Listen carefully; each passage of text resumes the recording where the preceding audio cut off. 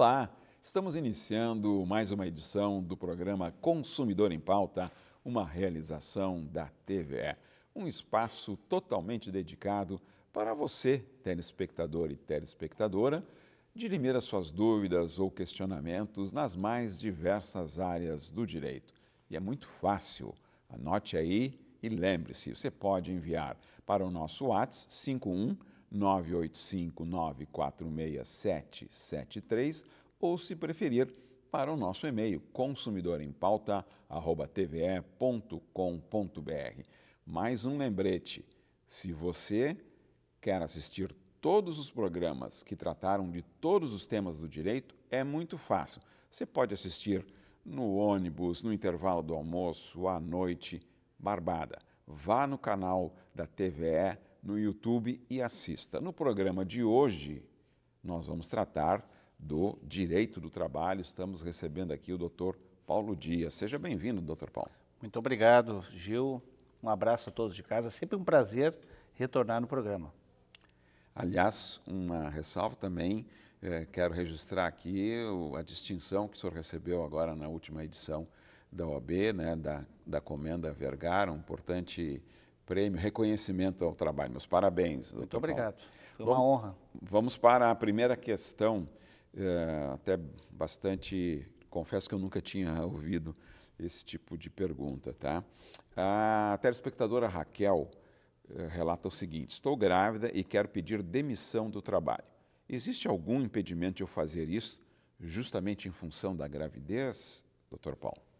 Raquel, não há nenhum impedimento para que você possa pedir demissão. O que ocorre? Né? Ocorre que a Constituição Federal ele confere à gestante estabilidade desde a confirmação da gravidez até 5 meses depois do parto, justamente para proteger a trabalhadora e proteger o neném que está vindo, né? Para que ele não fique sem recursos financeiros. Então, assim, o contrato de trabalho ele prevê autonomia de vontades. Então, as partes, seja a empresa, seja o trabalhador, elas podem dispor de encerrar a relação de emprego a qualquer momento. Porém, devido à estabilidade que a gestante tem, é uma estabilidade muito forte, a empresa, normalmente, ela pede alguns requisitos, né, até para que se proteja. Primeiro deles, pedido de demissão ele tem que ser de próprio punho e, de preferência, homologado pelo sindicato. Porque, muitas vezes, algumas empresas, a fim de se eximir da responsabilidade daquele período estabilitário, eles criam uma situação dentro do ambiente de trabalho, forçando a trabalhadora a pedir demissão. E isso ocorre muito frequentemente. Isso não é raro as vezes que isso acontece. Cria-se uma situação insustentável e a trabalhadora que já está numa situação, né, com o neném nascendo e se preocupa com a vida do seu filho, acaba pedindo demissão para fugir daquele ambiente. Por isso que, em muitos casos, ocorre depois a busca de um advogado trabalhista, o ingresso de um processo na Justiça do Trabalho para reverter esse pedido de demissão. Então, a empresa ela se cerca desses mecanismos, né, de fazer por escrito, para que depois o trabalhador não busque isso na Justiça do Trabalho. É importante destacar que a senhora vai ter que cumprir o aviso prévio ou pagar o aviso prévio, a não ser que a empresa lhe libere, né, dessa obrigação. A parte que resolve rescindir o contrato, ela tem que dar o aviso prévio, que é um período para que a outra parte possa arrumar um trabalhador. Tá? E a senhora não vai fazer jus ao seguro-desemprego, infelizmente, não vai receber a multa dos 40%, não vai receber, fazer uso do FGTS, porém, o salário maternidade, a senhora vai ter direito sim. Tá certo. Uma próxima questão é do telespectador Fábio. Quero pedir demissão e fui orientado a escrever à mão o meu pedido de desligamento da empresa. É obrigatório esse procedimento, escrever à mão, ou posso fazer pelo computador? Fábio, pode ser feito pelo computador, pode ser feito à mão. Atualmente pode-se fazer, em alguns casos, pelo próprio WhatsApp, porque aí pelo WhatsApp, você escrevendo no WhatsApp que você não quer mais seguir com a relação de emprego, a empresa tem uma prova, né? Tudo é uma questão de prova. O pedido de demissão ele deve ser formalizado, normalmente ele é à mão. Por quê? Para que a empresa comprove no futuro, né, caso seja necessário, que é aquele trabalhador que não quis mais continuar com a relação de emprego. Pode ser feita por e-mail, aí vai identificar o seu e-mail. O senhor pode fazer ela manualmente e mandar em documento assinado ou a forma digital, de qualquer forma que represente que aquele pedido de demissão foi feito pelo senhor. O problema do pedido de demissão é que muitas vezes o ambiente de trabalho é insustentável. Então tem muitos trabalhadores que têm que se livrar daquela situação, eles não aguentam mais aquela situação. Por isso que eles acabam pedindo demissão. E a forma por escrito, ela ajuda a empresa a se proteger. Mas, assim, então, numa hipótese que não é a que ele relata, tá? Mas que o senhor citou aí, de o trabalhador ou a trabalhadora estar num ambiente psicologicamente delicado, né, que lhe prejudica, e ele acaba fazendo a demissão, ele tem depois, se eventualmente for o caso, de comprovar que foi, entre aspas, forçado a pedir demissão ou não? Isso... Tem como comprovar, sim. O pedido de demissão feito por escrito, ele tem muita força. Então, esse é um ponto importante que nós temos que analisar.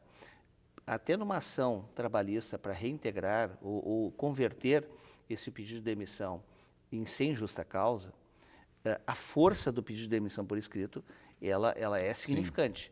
Porém, se esse é o seu caso, se você está sofrendo assédio moral, o ambiente de trabalho ele é tóxico e a empresa tem como hábito forçar os seus trabalhadores a pedirem demissão, é possível sim juntar essas provas, né, que você está sofrendo assédio moral, até porque a empresa que faz esse tipo de expediente, ela faz com outros funcionários.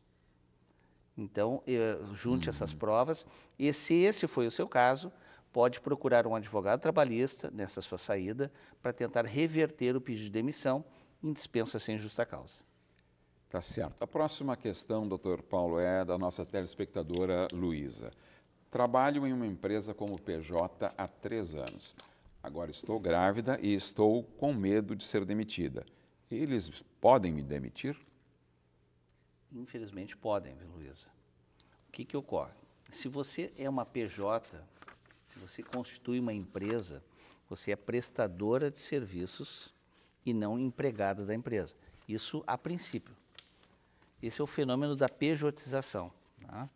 Então, existem muitos trabalhadores que, apesar de estarem enquadrados, né, num contrato entre empresas, um contrato de PJ, tem trabalhadores que têm carga horária para cumprir, eles respondem à ordem dos seus superiores, recebem salário por isso, eles são cobrados como se funcionário fossem.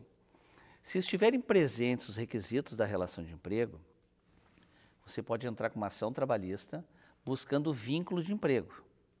E, nesse caso, a Justiça reconhecendo, declarando que há o vínculo de emprego, que existe uma relação de emprego constituída, aí todos os benefícios oriundos da estabilidade da gestante, eles são garantidos. O problema é que o processo tem que correr e depois você vai ver o resultado. Então, e outra, existe um agravante que o STF, neste momento, ele suspendeu todos os processos de pejotização com reconhecimento de vínculo. Ou seja, está dependendo de uma decisão judicial do ministro Gilmar Mendes para que se estabeleça se realmente o trabalhador, na forma de PJ, ele tem direito a buscar o seu vínculo de emprego. Então, ou seja, resumindo, o fato de ser PJ não lhe garante os benefícios ou que a empresa tenha que lhe indenizar. A não ser que tenha uma cláusula no contrato que preveja isso, mas acho difícil que alguma empresa vai fazer essa cláusula. Outro fator importante é o auxílio maternidade. Independentemente de você ser PJ, se você tem tempo de contribuição, que se chama, já tem, ultrapassou aquele período de carência, você faz jus ao salário maternidade, independentemente de ser PJ, né, que num primeiro momento não lhe daria esse direito. O senhor comentou sobre o fato do STF estar numa fase ainda de decisão sobre a pejotização, palavra difícil, né? O senhor, essa nova realidade surgiu, a demanda deve ter crescido, a realidade cresceu a partir de quando essa opção dos trabalhadores irem para esse modelo de PJ? O modelo de pejotização ele não é novo, já existe há muito tempo. Ou seja, a empresa tentando se desvincular, né, de observar os direitos trabalhistas, que são comuns aos funcionários de CLT, eles mascaram uma relação de emprego através de uma pretensa empresa. Fulano de tal ele é um prestador de serviço, na verdade ele é um empregado. Ele cumpre uma jornada de trabalho, ele cumpre ordens, ele cumpre metas, se ele faltar ele é punido, recebe por isso. Então, esse trabalhador faz jus ao vínculo de emprego. Porém, o STF acabou decidindo desde 2023 e acabou suspendendo esses processos que envolvem vínculo de emprego. Então, existem vários processos que, inclusive, nós temos, que discutem justamente o vínculo de emprego e a Justiça do Trabalho está suspendendo até que se tome uma decisão definitiva em relação a ter ou não ter vínculo de emprego.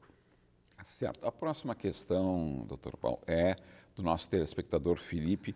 Acho que é uma coisa bem comum aí para vários trabalhadores. Uso o meu celular para trabalhar. Acabo também usando a minha internet, pois não é em todo lugar que tem Wi-Fi. Posso cobrar os meus gastos da empresa ou exigir que me disponibilizem um celular para o trabalho? Com certeza, Felipe. Se você está usando o seu celular, está usando a sua internet para o trabalho, o empregador ele tem que disponibilizar o material de trabalho. São os riscos da atividade econômica, artigo 2º da CLT. Então, se o seu celular é utilizado para o trabalho, existe um problema muitas vezes que tem dados seus, né? Se misturam as coisas particulares com as coisas do trabalho. Se o senhor trabalha muito com o celular e paga uma internet em casa por conta disso, ou dados móveis, também o senhor pode cobrar de várias formas, né? O senhor pode mandar um e-mail para o RH, para deixar formalizado, pedindo que a empresa faça esse ressarcimento. Acontece muito frequentemente com os vendedores externos que utilizam o carro particular para o trabalho. Ou seja, a empresa ela tem o dever de oferecer o carro ou custear a depreciação do carro, troca de pneus, revisões, né? Depreciação do veículo. Inclusive, as convenções coletivas das categorias, elas prevêem, né, esse tipo de gasto. Quem trabalha em home office, né, as despesas, inclusive de luz, se houver, aumenta a conta de luz. Então, o empregador ele deve, sim, oferecer esses materiais de trabalho, ou reembolsar o trabalhador ou custear integralmente. Consumidor em Pauta está tratando hoje do direito do trabalho, recebendo o Dr. Paulo Dias.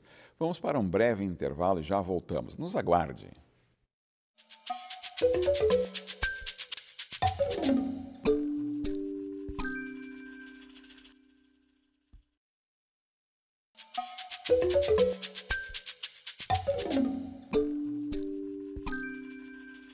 Estamos de volta com o programa Consumidor em Pauta, uma realização da TVE, um espaço totalmente dedicado a dirimir dúvidas e questionamentos de você, telespectador e telespectadora, nas mais diversas áreas do direito.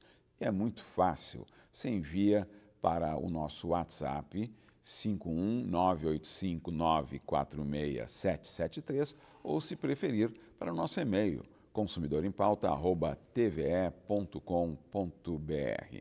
Doutor Paulo, a próxima questão aqui é da nossa telespectadora Viviane. O médico me deu um atestado de 10 dias que apresentei na empresa. Eles me mandaram fazer uma consulta com o médico do trabalho, que não confirmou os dias do atestado. Me deu apenas 5 dias. Pode uma coisa dessas? Dona Viviane, pode. Ora, vamos por partes então. Primeiro, o atestado médico do seu médico particular, ele tem valor sim, e ele tem presunção de veracidade, então ele vale. Mas a empresa também tem o direito de fazer a contraprova, colocando o seu médico do trabalho para analisar se realmente o trabalhador pode ou não, né, usufruir aquele período, tirar aquele período para se restabelecer, pode diminuir o prazo e pode elastecer esse prazo. Existem muitas situações que o médico da empresa, o médico do trabalho, ele entende que aquele trabalhador, devido à gravidade da sua doença, ele precisa ter um período maior, e aí a empresa encaminha para o INSS. Mas também a senhora pode utilizar uma contraprova, pedir uma segunda opinião, um outro médico, para verificar justamente essa situação. Para atestados mais longos, existe a questão do médico do INSS, o perito do INSS, que vai poder dar um laudo bem mais definitivo. Então, existe uma ordem de preferência nessas questões dos atestados médicos, e o médico da empresa ele vem antes do particular, mas o do particular tem valor sim. A empresa não pode se negar a receber o atestado médico por um ato administrativo da empresa. Nós entendemos que não se aplica. A empresa não tem esse condão, a empresa não pode fazer isso. Mas sim um médico habilitado, credenciado no Conselho Regional de Medicina, que ele pode atestar de uma forma, confirmando ou modificando. Né? A empresa não pode descontar esses dias em que o trabalhador não está laborando, né, por motivo de moléstia. Então, caso você não concorde, pode pedir uma segunda opinião.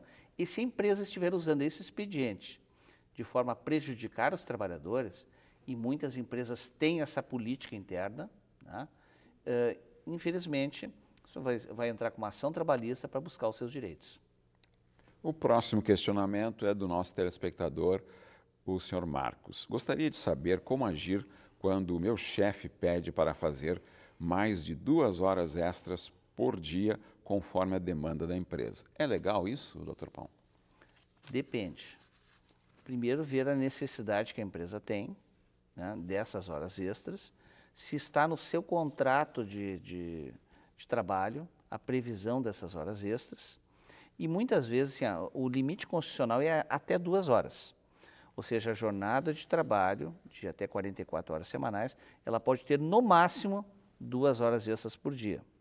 Desde que esteja no contrato, como eu falei, e que também não traga prejuízos a esse trabalhador.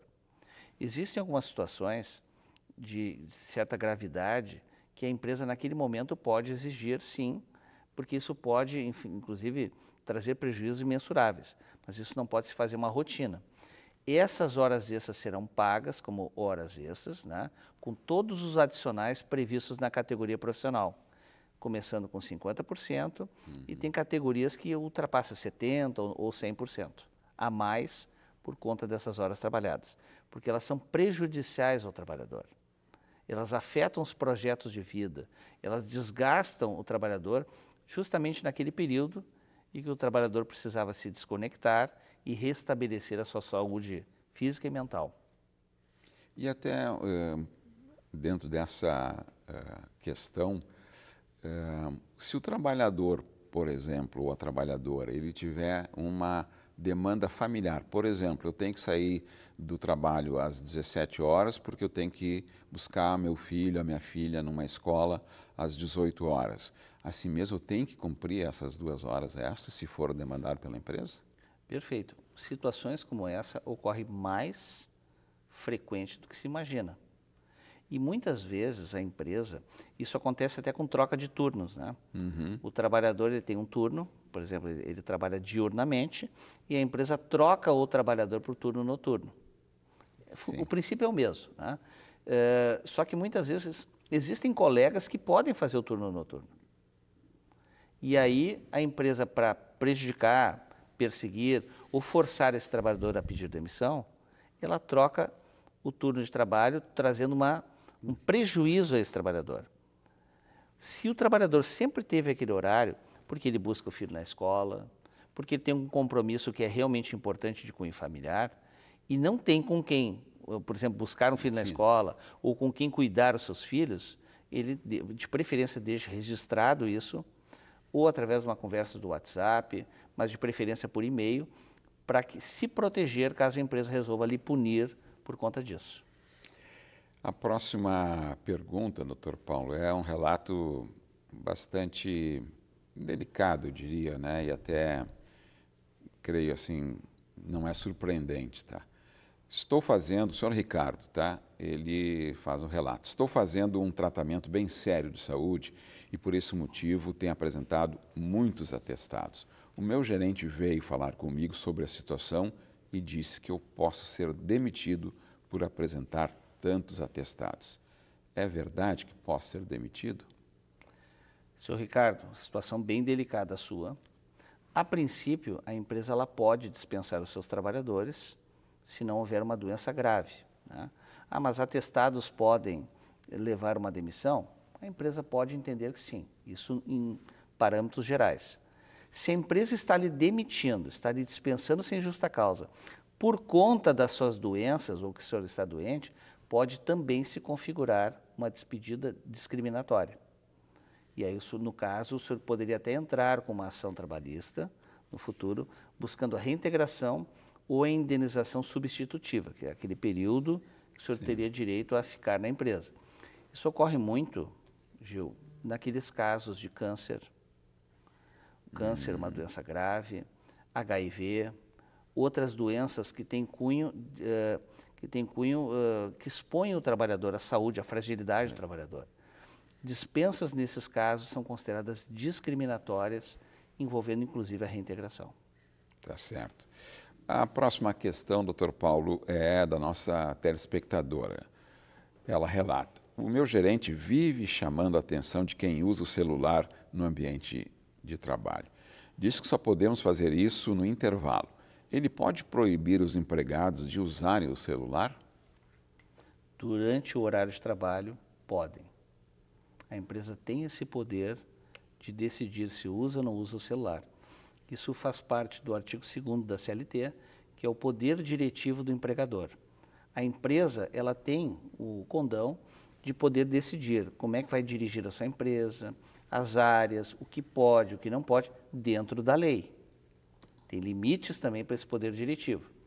Ora, utilizar o celular no momento do trabalho diminui a produtividade, então afeta, né, o objetivo da empresa, que é ter o resultado financeiro. Ele pode gerar distrações e essas distrações trazerem prejuízo na empresa. Existem algumas funções que exigem muita atenção, então a empresa pode proibir a utilização no horário de trabalho. O intervalo não é o horário de trabalho. Então, no intervalo, o horário é do trabalhador, é o momento que ele se desconecta do seu trabalho e ele pode fazer a utilização do celular, sim. O que não pode? Não pode a empresa reter o celular do trabalhador, isso é proibido, o celular é um bem do trabalhador, então a empresa não pode reter, não pode fiscalizar as mensagens internas do celular. Então, tem limites para esse poder diretivo. E se houver, não pode também expor o trabalhador, humilhando ele na frente do grupo, mas ela pode proibir. E se o trabalhador continuar utilizando no horário de trabalho, a empresa pode lhe aplicar uma advertência, o uso reiterado pode dar uma suspensão e, num futuro, pode até gerar uma justa causa. Não direto, né? Tem empresas, utilizou o celular, já dá uma justa causa ou uma suspensão. É uma medida muito extrema para algo que tem que ser feito de forma gradativa. Perfeito. A próxima questão é do nosso telespectador Maurício. Todo empregado tem direito a hora extra caso a jornada de trabalho ultrapasse as 44 horas semanais? Com certeza, senhor Maurício. Existem várias modalidades de jornada de trabalho. Existe a 12 por 36, né? A 5 por 2, a 6 por 1. Nesses casos todos, a jornada de trabalho é 44 horas semanais. Ultrapassando-se essa jornada, paga-se horas extras, mas a empresa pode também se utilizar do expediente do banco de horas, que tem que estar com o contrato legalizado, né? Tem que ver a vontade das partes e tem que ser cumprido. Se não for cumprido o banco de horas de forma adequada, paga-se horas extras. Uma questão ampliando essa colocada pelo nosso telespectador Maurício, né? As pessoas que têm cargo de confiança, gerentes, supervisores, eles também têm que cumprir o que está explícito no contrato de trabalho. E essa questão, fora disso, por estar exercendo uma atividade de confiança, não tem remuneração de horas extras? Uma dúvida que me surgiu aqui diante da questão Perfeito. O cargo de confiança, ele está inserido no artigo 62, inciso 2 da CLT, que são aqueles trabalhadores detentores de poder de mando e gestão. Tem autonomia plena. são aqueles trabalhadores que podem admitir e demitir funcionários, podem aplicar punições e tem que ganhar mais do que 40% acima do cargo inferior ao dele. Esses trabalhadores, se realmente eles tiverem poder de mando e gestão, eles estão excluídos do pagamento de horas extras. O que ocorre é que tem muitos gerentes de empresas que não têm poder de mando nenhum, né? Se eles não chegarem 8 horas da manhã, eles são punidos. Tá certo. Então, ou seja, eles têm uma obrigatoriedade. Eles fazem jus às horas extras. Dr. Paulo Dias, muito obrigado pelos seus esclarecimentos e convidamos a todos para a próxima edição do Consumidor em Pauta. Até lá!